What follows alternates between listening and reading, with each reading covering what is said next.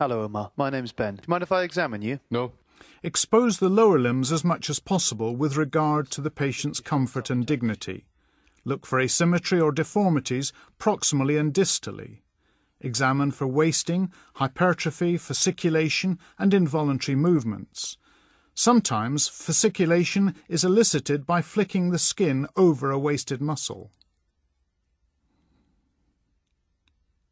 Just want you to let your legs go floppy. Examine the tone in the lower limb, first by rolling or rotating it from side to side, then by briskly lifting the knee to a flexed position. Tone can be increased or decreased, and there are various patterns of increased tone, such as spasticity and rigidity.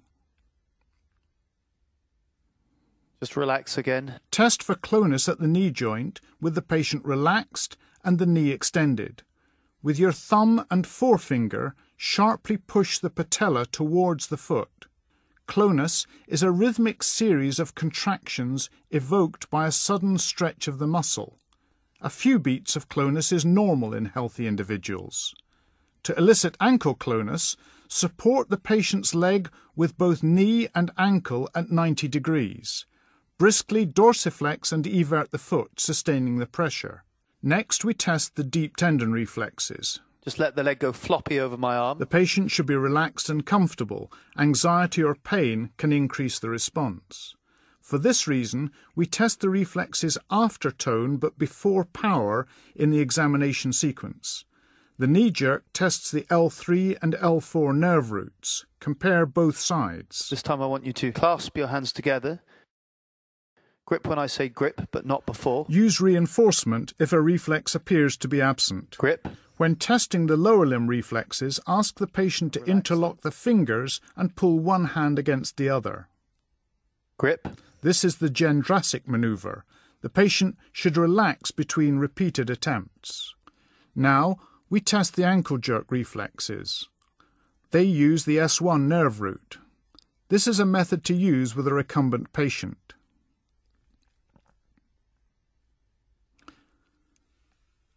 Next, the plantar response, a superficial reflex. Run a blunt object along the lateral border of the sole of the foot towards the little toe. Just going to run this stick up the sole of your foot.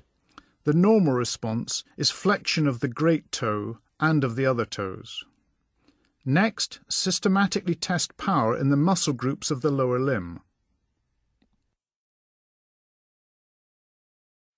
Now lift your right leg straight up off the bed. This shows the ability of hip flexors and knee extensors to overcome gravity. And the same with the left leg. Use the MRC scale from 0 to 5 to grade power. Test the same groups in isometric contraction against resistance. And relax. And the same on the left side. Push up. The hip flexors. And relax. And the knee extensors.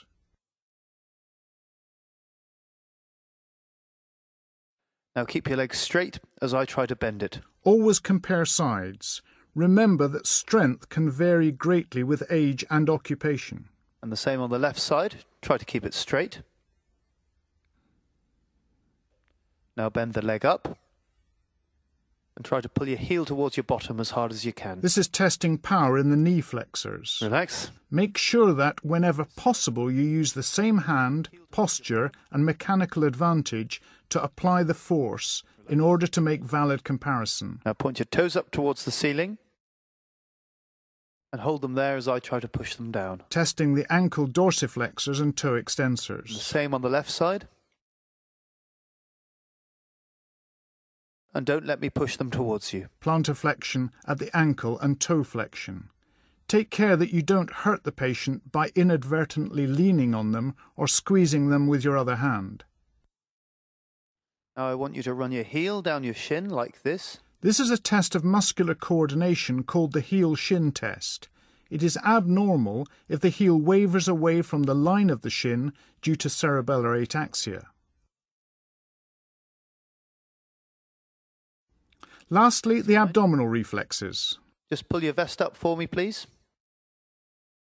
Just going to run a stick across your tummy. Use an orange stick and stroke briskly but lightly in a medial direction across each quadrant of the abdomen.